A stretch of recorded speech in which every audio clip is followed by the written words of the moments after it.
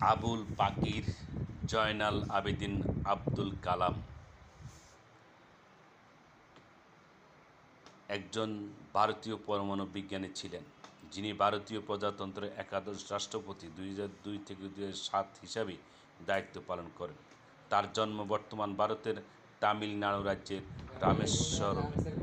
তিনি পদার্থবিদ্যা বিষয়ে সেন্ট জোসেফস কলেজ থেকে এবং বিমান প্রযুক্তিবিদ্যা এরোনটিক্যাল ইঞ্জিনিয়ার বিষয় নিয়ে Madras institute of technology MIT থেকে পড়াশোনা করেছিলেন।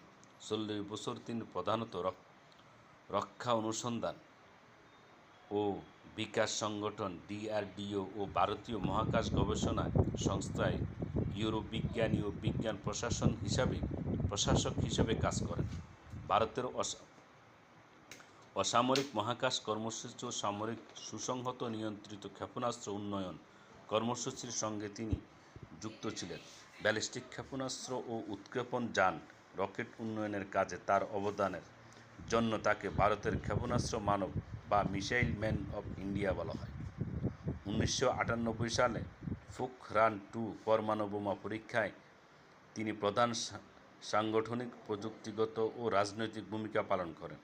এটি ছিল 1974 সালে স্মাইলিং বুদ্ধ নামে পরিচিত প্রথম পরমাণু বোমা পরীক্ষার পর দ্বিতীয় পরমাণু বোমা পরীক্ষা। 2002 সালে কালাম তৎকালীন শাসক দল ভারতীয় জনতা পার্টি ও বিরোধী দল ভারতীয় জাতীয় কংগ্রেসের সমর্থনে রাষ্ট্রপতি নির্বাচিত হন। 5 বছর এই পদে আসীন থাকার পর তিনি শিক্ষাবিদ, লেখক ও জনসেবকের সাধারণ জীবন বেছে নেন। ভারতের সর্বোচ্চ বেসামরিক সম্মান ভারত রত্ন সহ একাধিক গুরুত্বপূর্ণ সম্মান ও পুরস্কার পেয়েছিলেন আবুল কালাম আজাদ।